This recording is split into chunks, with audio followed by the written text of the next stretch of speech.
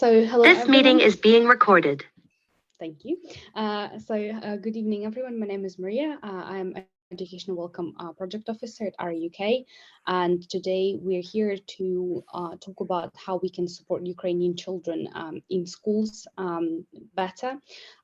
You will have an opportunity to ask a question, but if you feel like at any point during the training you have a thought, an idea that you'd like to share, please feel free to a message in the chat. We are all, most of us are practitioners here who are working with children, so I'm sure exchanging experiences might be just as useful as basically listening to us.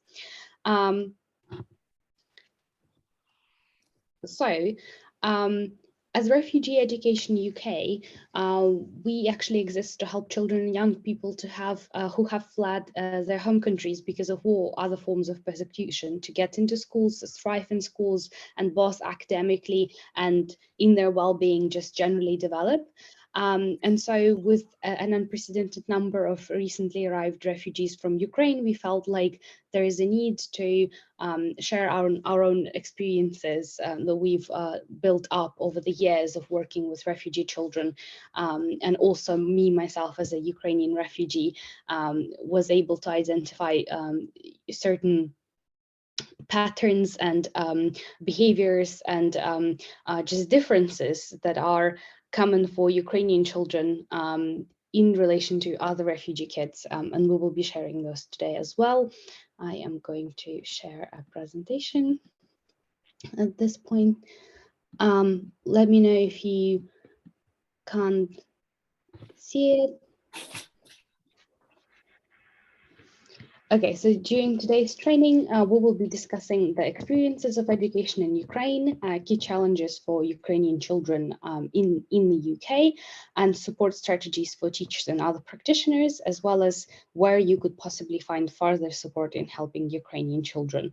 Our first goal is to learn and recognize the impact of people's prior experience of forced displacement in their education, primarily for students from Ukraine. So I will be starting with talking about the, apologies. We have suddenly moved in to the very last slide for some reason. Okay, my apologies.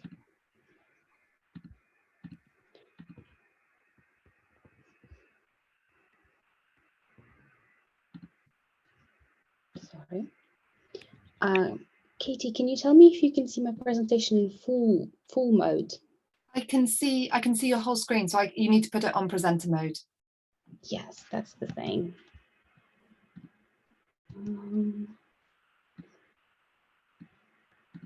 How about now?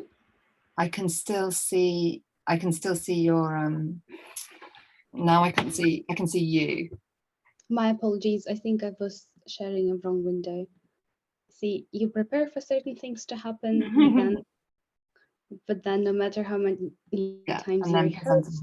Perfect, Maria. Thank you. Yes. So one of the peculiar challenges that you might want to pay attention to while talking, while working with children from Ukraine is a challenge of divided families. So more than other groups of refugees, people from Ukraine are often very, very divided because male people who are part of the family of a fighting age, so those fathers and brothers who are over 18 years old cannot cross the border, even though UK is certainly welcoming for them, just for any other refugees. They simply cannot leave Ukraine, which would lead many mothers to experience being a single parent for the first time in their life, plus may have an impact on a child as an additional stress factor. Another particularly specific thing that's going to happen to children from Ukraine is that Ukraine specifically is the country where the refugee scheme that works for them is entitling people to have local families as hosts.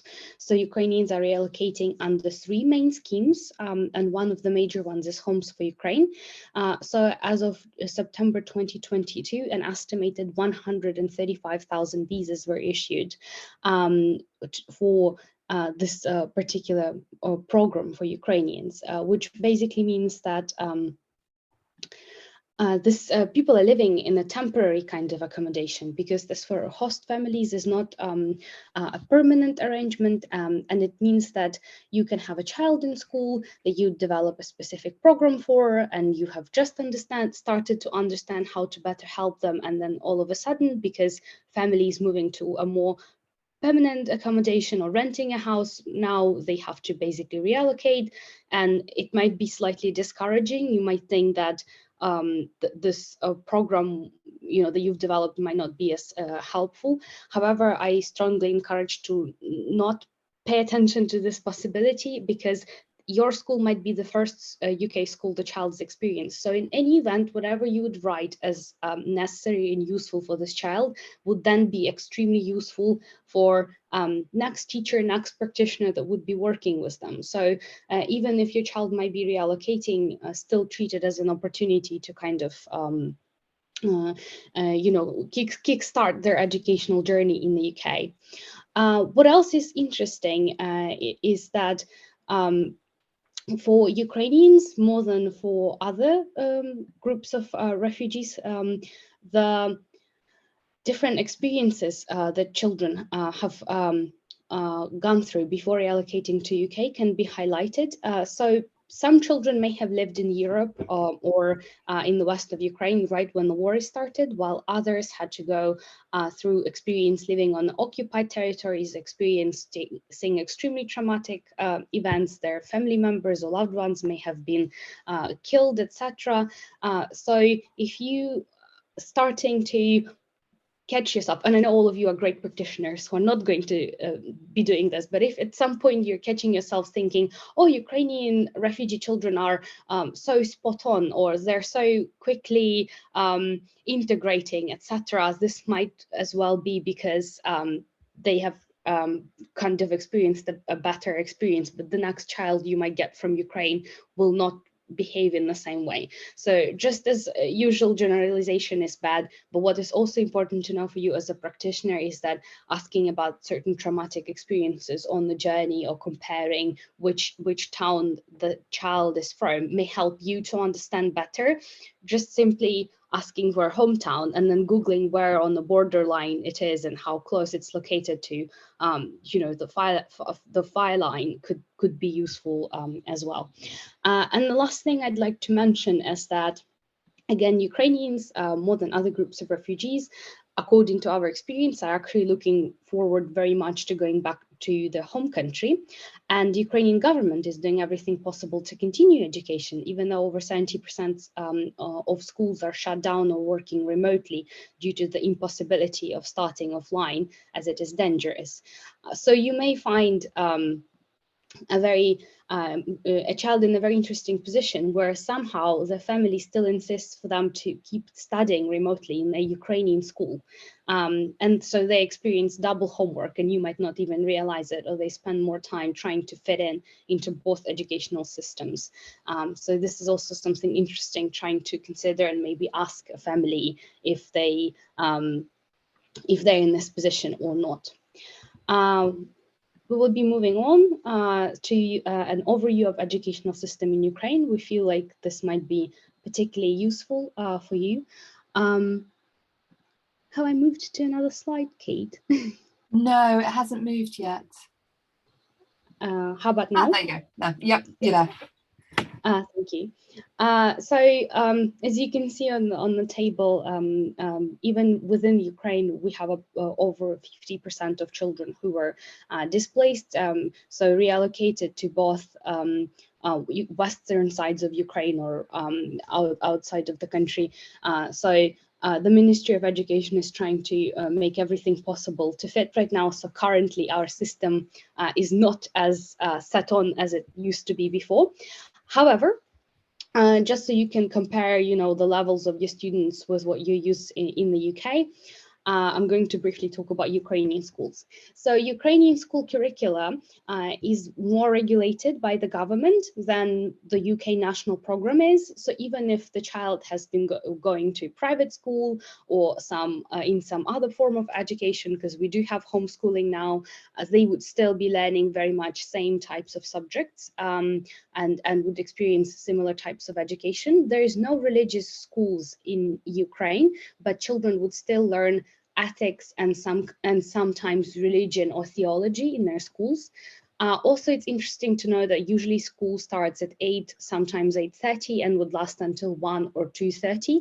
So we wouldn't have such a long lunch break. So for some children, being in school from 9 to 3:30 might be a new experience that they have to accommodate to. As per the structure, the kindergarten in Ukraine is non-compulsory, and it starts from the age of 3 and lasts until the child is about 6. The child will still be checked on and their well-being. However, again, it's not compulsory, and compulsory education starts from the age of 6 with primary school. Our schools are divided onto primary schools and secondary schools. They're kind of nothing really in between. And when you're done with your secondary school, you would have completed 11 years of education. So primary school ages 6 to ages 9 to 10, years 1 to 4, correspondingly in Ukrainian years of education. And secondary would last ages 9 to 10 to ages 16 to 17, which would be years 5 to 11. So the biggest difference, I'd say, is that we don't have the so-called level 3. After the secondary education, the child is expected to move into the university straight away. We do have something that is called college, but it's a very different thing. I'm going to show you a scheme next that would probably be more helpful in understanding on how the child would be expected to progress. So when Ukrainian student would finish the year 9, they would take the first exams. These are like first big independent exams, so kind of like GCSEs. However, the level of knowledge would be slightly lower than the GCSE level, as the child here is only 14 to 15 years old. So they would take Ukrainian history, Ukrainian language, mathematics, and English language, some basic subjects, and then depending on what they want to do with their career and how successful they are, they can continue going to the secondary school, take the final exams in year 11, which logically, you would think if this is your graduation year and then you go to university, could be like an A level. However, this is actually like GCSEs if we think about the levels of education. So for example, the foreign language exam, which is usually English, the child in year 11 of Ukrainian school would expect to learn English to the level of B2. Right, and then mathematics usually divided by algebra and geometry, and they would be expected to know very basics of algebra and geometry, basically. And same goes for Ukrainian language and Ukrainian literature. And only if the child wants to study like medicine or other specific scientific fields, sometimes they would take biology or physics or chemistry, depending on what they want to do. They'd also have passed 4 major exams. So if you got a child who is year 11 in Ukraine, for example, obviously you'd have to explain that unfortunately here they're not ready for the university. They need to study more to be able to hit the necessary level of writing and other skills to have passed to forward to university. There is such thing as college, and you can go to college after year 9, as you can see on this scheme.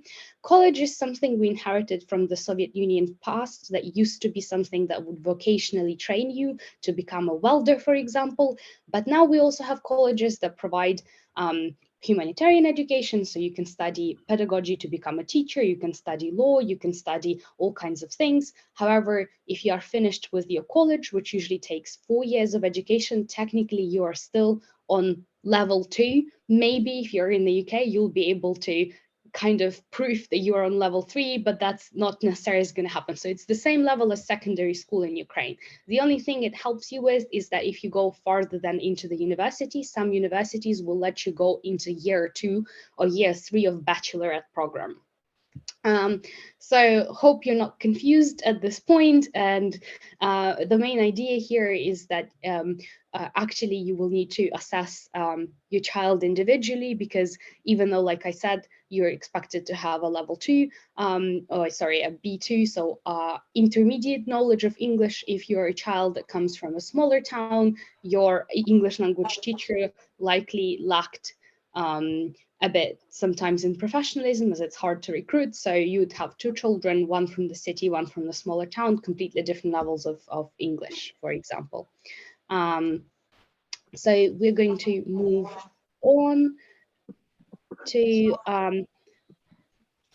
something a bit more specific, but that I want to just briefly mention before I pass word to Katie, which is educational reforms.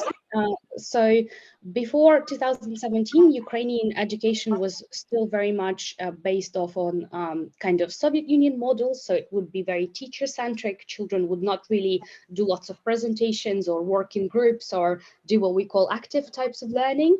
However, in 2017, the child would have already get this experience, as our educational system shifted a lot to employ certain more so-called Western models. So they know what is a student-centered learning. They know a lot of apps and like technological educational things that help them learn.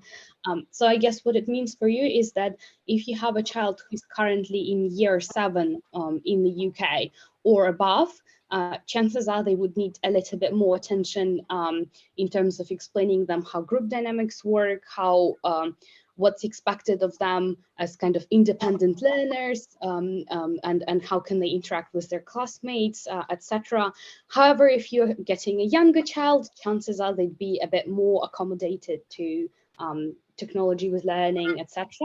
Another thing is, up until 2017, children with SEND, so special educational needs, were not really integrated into classrooms, so they often would be sent off to completely isolated schools, and their diagnosis might not actually match international diagnoses. However, after 2017, we got better at it, but not perfect. So what does it mean for you as a practitioner is that if you see that you are having a SEND child in your classroom, you might need to talk to parents to make sure they understand the diagnosis of a child and how it corresponds to what help and support this type of kids usually get in the UK, especially if it's somebody who's, sorry, I'm going to mute a person with the background noise, especially if it's somebody who is over year 7. So that was it, and now on the specificities for Ukraine, and I'm going to pass a word to my colleague Katie, who will now talk about more how we can help these children integrate.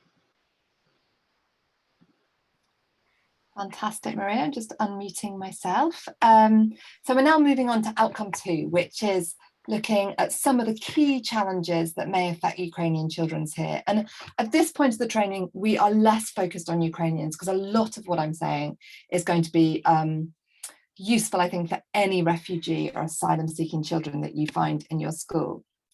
So we've divided these challenges into academic challenges, things that are concretely about children's learning, and wellbeing challenges. But of course, we want to acknowledge and to stress that these categories are interlinked and overlapping and can never really be fully separated. Our wellbeing affects our learning, and also at times vice versa. But I think it is probably a useful way of clustering things. So moving on to our wellbeing challenges, and we're going to look briefly at what has happened and is happening, the common causes of poor emotional and psychosocial well-being in resettled refugee children. And then we're going to look at what you may see in the classroom as a result of that. So first, to consider the table on the left. 4 key things that refugee children are likely to have experienced. Now, I'm sure we've all been following the news from Ukraine in the last few months. And often that news is very shocking, and we're very aware of some of the trauma and displacement that the children are likely to have experienced, although bearing in mind what Maria said, that there'll be a real variety of experience. But I think one of the things we want to highlight before we go into this is that actually the young people we work with show a remarkable resilience, determination, and sense of hope. And while, of course, I do want to talk about the challenges, I am going to talk about the challenges. I think it's really important that we remember that these are, by and large, incredibly resilient children. So anyway, with that in place, let's move on to talk about the trauma or distress of the past, but then equally of the present. And I think people sometimes kind of forget that suddenly arriving in an unfamiliar country, however welcoming that country may be, is a hugely destabilizing experience. And again, moving in with another family that they don't know, with a different sort of customs, family customs and language, is a very difficult experience. And as we come to the end of the agreed 6 months that most host families committed to house many Ukrainian families, they are facing often quite an uncertain future, and the children will be aware of this. In addition, they are grieving the lives they've had to abruptly give up. They're grieving the country they've lost. They are often very, very anxious about those who remain stuck in Ukraine. And remember that many of the families that will be staying with you will just be mothers, women folk, and children that they will have left behind, their fathers, their brothers, their sons. And our research shows that it's not uncommon for refugee children to feel isolated and lonely. They may feel like they haven't got any friends, and in the worst case scenario, they may actually be being bullied. Now, this can be linked to language barriers, finding it hard to communicate and settle in, and adapting to the new sort of cultural environment and settings. So those are all the things that the refugee children are likely to have experienced or be experiencing. And then moving on to what you may see as a result of that on the right. So I'm sure that many of you have heard about the fight or flight mechanism, that when children have witnessed serious violence or experienced trauma, the fight or flight response in their brain is very easily reactivated by things that may seem to be relatively insignificant stressors. When this happens, the sympathetic nervous system almost acts like a gas pedal, flooding the body with adrenaline, raising the heart rate, switching the thinking part of the brain that you need in class to learn off, and putting all physical senses on high alert. So when that happens, what you may see is quite extreme behavior in the classroom. For example, a pupil may suddenly feel angry, they may hit or push another child, or they may even be complaining about a physical pain somewhere in their body. But what's interesting is actually that the flight part of the same mechanism can lead a different child with the same triggers to distance themselves, to withdraw, to disconnect. You may be experiencing a refugee child in your class that doesn't seem to want to interact with others at all. And although these seem like opposite and very different responses, they actually come from the same hormonal response in the child. So these wellbeing challenges can also lead to reduced concentration and focus in the classroom.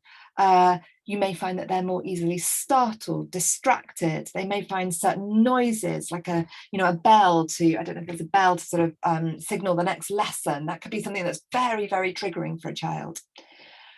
Another thing that we find with almost all refugee children that we work with is that they experience poor sleep. Many would even sort of maybe be experiencing insomnia, and therefore that leads to tiredness and falling asleep in class. This inability to sleep well at night leaves them tired, it leaves them sleepy, it may well impact on their attendance and even their punctuality. And then finally, what you might see is visible distress, that they become really quite obviously sort of upset and emotional during time in your classroom or in the playground. So then now moving on to some of the academic challenges. So So we've talked about trauma and psychosocial wellbeing under the wellbeing category, but it's important to remember that mental health challenges, of course, impact every aspect of a child's ability to engage in education and learning. So drawing at REUK's research and experience, we're now going to look at both the academic challenges that are very visible in the classroom and the challenges to learning outside the classroom, which may be less visible. Well, we've mentioned earlier that teacher approaches changed fairly recently in Ukraine. And so for the past few years, they've been much more similar to the UK, a very child-centered approach. But even with notwithstanding that quite similar approach, children are still having to adapt to a completely new curriculum and a new language, which takes time and energy. And of course, in the classroom, perhaps the most obvious challenge faced by most refugee children is the language barrier. And in many schools, there is sufficient EAL support to meet these language needs. And I know many schools have found themselves particularly under-resourced in this area since the funding model for EAL changed a few years ago. And then, as Maria has already alluded to, as with any population of children, a number of these children will have special educational needs and disabilities. And these can be much harder to diagnose and address in children with English as a secondary language and with existing trauma. So turning now to things that may affect academic outcomes outside of the classroom. So whilst Ukrainians living with host families will have typically a fairly good home study environments, it's worth all of us bearing in mind that that may change as a result of increasing number of families having to move out into privately rented accommodation. And there you may really be seeing in your pupils issues such as lack of access to Wi-Fi or overcrowding that we would generally see with a wider group of refugee children.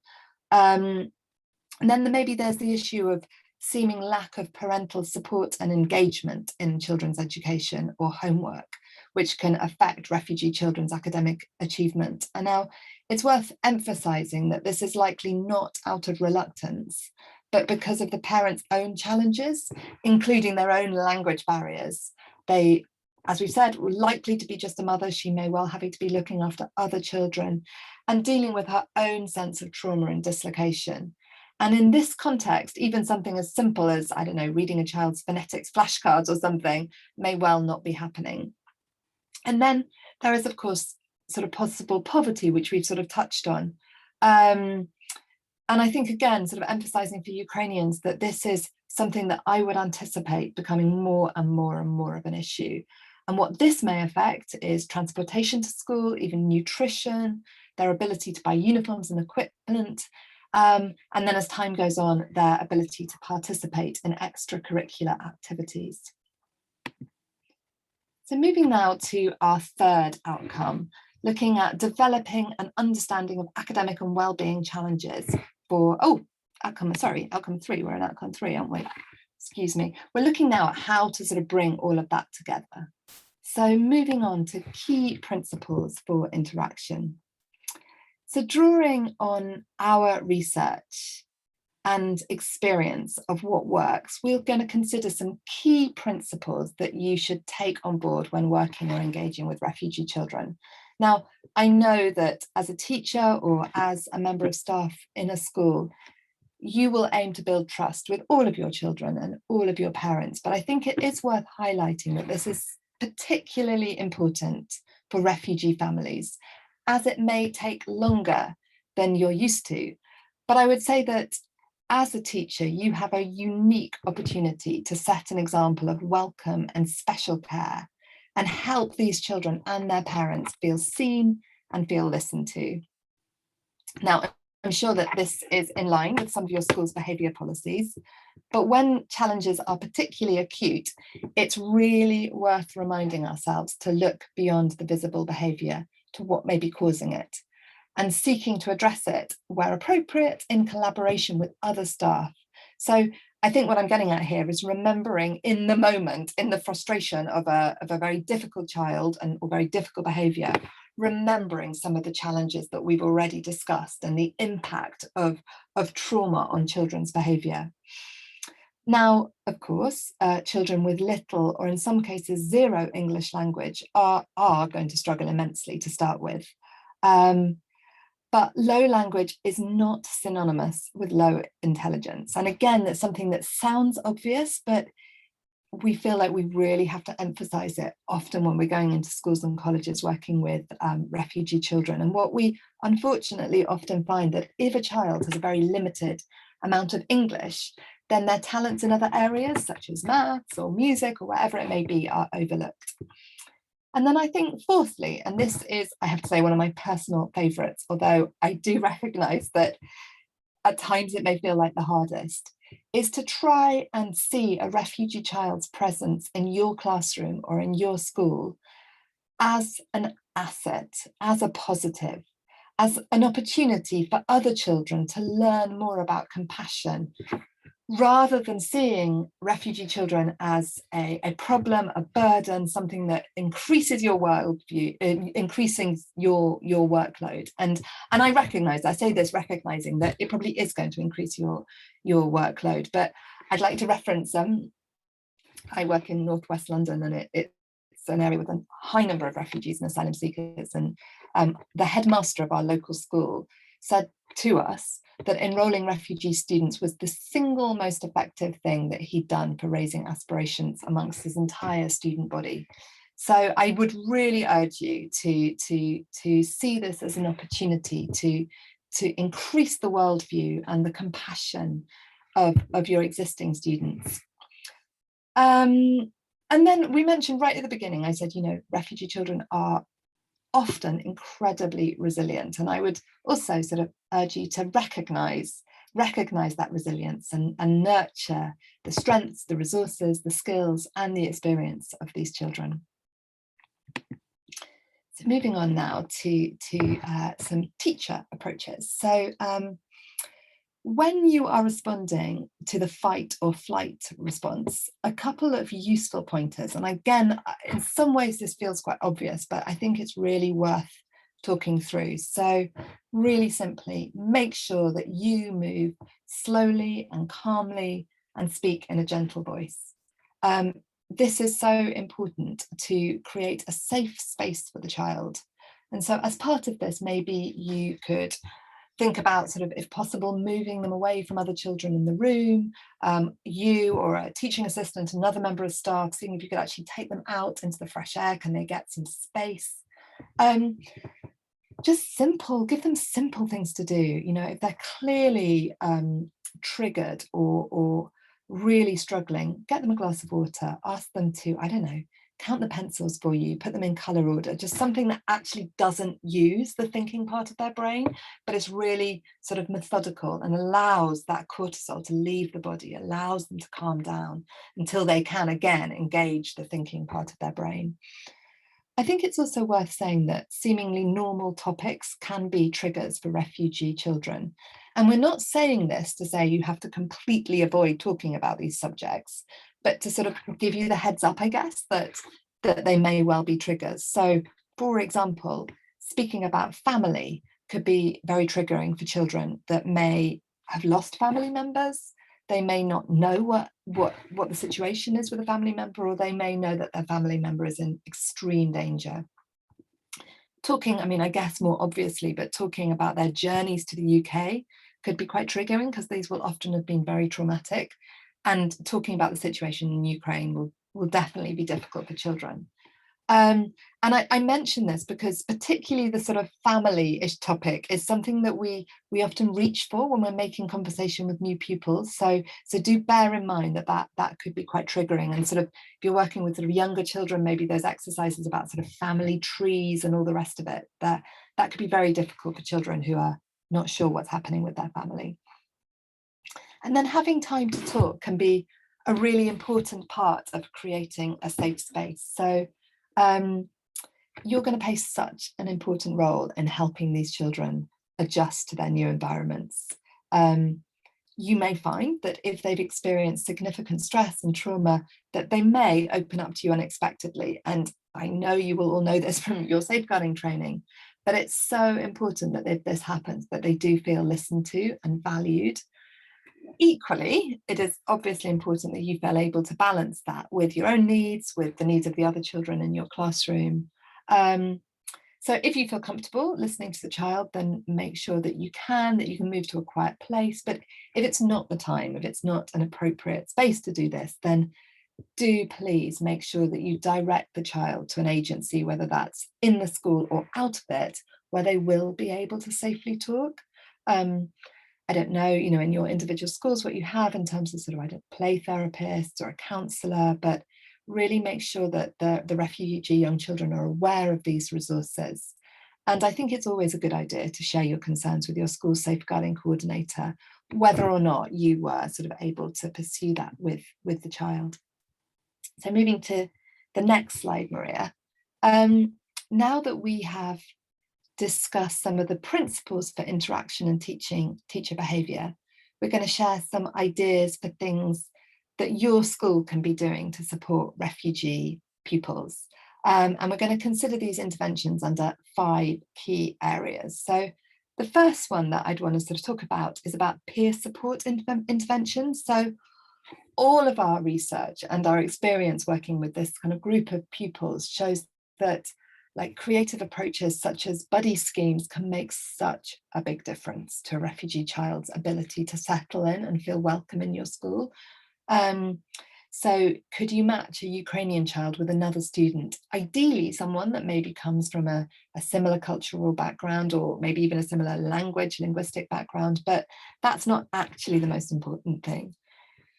Excuse me, the most important thing is to match them with a child who's welcoming, a child who wants to do this, who has the right attitude, and encourage those buddies to show the refugee child around the school, introduce them to their friends and in the playground, talk to them about the classroom. And then there are key things that you can do to help children with their adjustment to a new school environment. So some of the school rules or sort of more British customs that to us will seem sort of utterly fundamental may well be unfamiliar for these children. So take time to explain what their timetable is, what their expectations are around uniform or kind of PE kit, what to register, what happens at playtime or breaks and lunchtime. Explain to them at the beginning what your key expectations are for behaviour in the classroom in terms of, I don't know, like put their hand up or whatever it might be. Don't expect that the Ukrainian system will have been absolutely identical to the British system.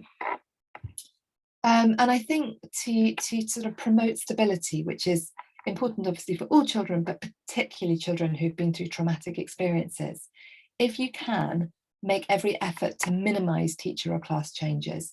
And if they do have to happen, keep the children informed, bearing in mind that they're probably not going to pick it up if someone just speaks in English. So speak to them individually, with Google Translate if you have to, explaining to them what's happening.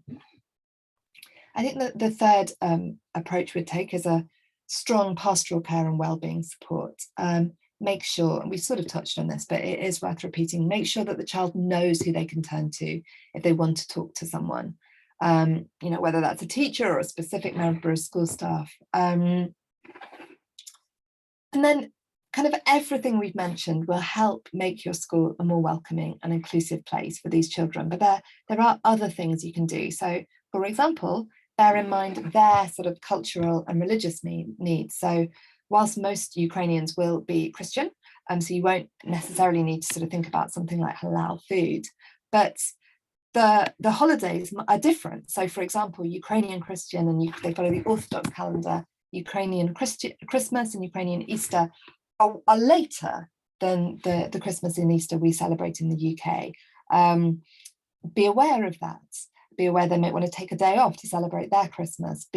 If they're in school, can you do something to celebrate Ukrainian Christmas? And then I think, can you ensure that there are visible signs celebrating diversity, such as welcome boards saying hello in Ukrainian and different languages? A really small point, but I think really important, is take the time to learn how to pronounce a child's name accurately. And these are all kind of quite little things really, but taken together, they are what will make your school feel like a welcoming place that wants these new children to be part of it. And then I think sort of looping back to language. So again, language is often the key barrier to children's education. So of course, language support is important. And there are a lot of great resources already out there. So the Bell Foundation and NALDIC are two organisations that we'd really signpost you to. They have lots of great advice sheets, ideas for creative language interventions for EL students, and just also really, really up-to-date research and advice about how to include these children and what you should and shouldn't do with children who speak English as a second language. Could you also maybe consider setting up lunchtime or after-school language support for children? Could you ask parents of children at your school if they'd volunteer as a reading buddy for a child? Are there any sort of Ukrainian speakers who could help children with additional academic support? And then I think moving on to the next slide, as well as supporting the children, it's really crucial that the parents feel supported as well, and that will pay huge dividends with your children. So again, English language. Can you consider using interpreters for key meetings such as Parents' Evening? Now, I recognise that this would come with a cost, but if you have any families who speak Ukrainian who are bilingual, could you, bearing in mind, obviously, confidentiality, but could they volunteer as appropriate? Or if this wasn't appropriate, or you didn't have someone like that available, make sure that you have Google Translate sort of ready on a tablet for important meetings. Can you think about how to translate newsletters and messages to families into Ukrainian as well? Because all of these things are going to make such a huge difference to how engaged families are with their children's education. And as we've mentioned with the children, many aspects of the British education system will be new for the Ukrainian children's families. So have a think in advance about what interventions and strategies you can put in place to help the parents adjust to their child's new education system. So I think, for example, we'd really recommend organising a tour of the school for the parents or guardians. And again, having language as a support available there where possible. I think it's really important here to put in some of the things we were put into practice, some of the things we were talking about earlier about building trust and having patience. So really plan in sufficient time for discussions with parents and put some time and effort into building positive and supportive relationships with them. And make sure that sort of some of the things that we would consider to be really basic rules, such as length of the school day, or even having to send the children to school every day unless there's an authorised absence.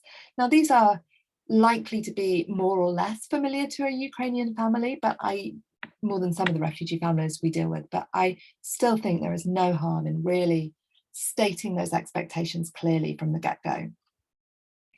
Another really important aspect for helping families to adjust is building in space and time for social activities, helping refugee families sort of feel part of a community. And I think school is so crucial for that. So could you run weekend trips or activities for new families? Do you have a mother and toddler group that's somehow connected to your school, or you could refer them on to? Would it be possible to run a monthly breakfast club for parents of children in your class? Or are there other British parents in the school who are welcoming, and you would be able to sort of do almost a buddy scheme for the parents as well? And then this one is, I think, important for all parents, but again, particularly for parents who don't speak English as a first language, but really think about the advice and support you provide for parents and guardians around technology. Speaking as a parent, I'm, a first language speaker of English. I found the level of technology I'm supposed to engage with for my son really overwhelming, and I cannot imagine doing it in a second language. So don't assume that they're going to be familiar with these platforms and that the information you put on the platforms will be understood by them. I would say assume the opposite, assume that they will not get anything you put on whatever sort of technical platform that you are using. And then I think finally, just sort of to end this section, to say that I know I've suggested a whole load of things that you and your school could do, and possibly you're sitting there going, these all sound amazing, but there's no way we can do them all. And I do want to emphasize that we're not expecting you to do them all, or not by yourself. your community may well have different organisations and services that you can signpost parents to, and even children, that will be invaluable for helping you to address the practical support needs of refugee families. And we can certainly put some of those in the chat, or we have many links to sort of some great national organisations, and I'd really encourage you in your own local context to be making links to local organisations that can help you. So now moving on to the next slide, and it is pretty much my final slide, just to say, we have given you a whole lot of information, and we really hope that it is useful for you. But I want to end by sort of saying, do remember that when you're working with refugee children, particularly those who've been through recent traumatic experiences and may well be struggling, it's really important to remember to look after yourself as well. That as a teacher, you are likely to have quite limited capacity, and we recognise that being a teacher is stressful at the best of times. And I just want to sort of say that vicarious trauma is a real thing. So please do, in the midst of all of this, prioritise yourself, prioritise your own well-being. I'm not going to patronise you by telling you what to do, but it is incredibly important for all of us working with traumatized children to pay attention to our own well-being and recognise that we can only give what we have. So yeah, do just bear that in mind. Okay, so I think we're gonna turn the presentation off and see if anyone has any questions for us. Just hold on 1 second. I'm going to stop recording right now and just shortly remind those of you who joined later that we have been recording this meeting and with the purpose of putting up on our social media. So if at any time you feel like you are uncomfortable with being recorded or forgot to switch your camera off or anything else, feel free to withdraw your consent by emailing us and we will put the video down. Thank you. I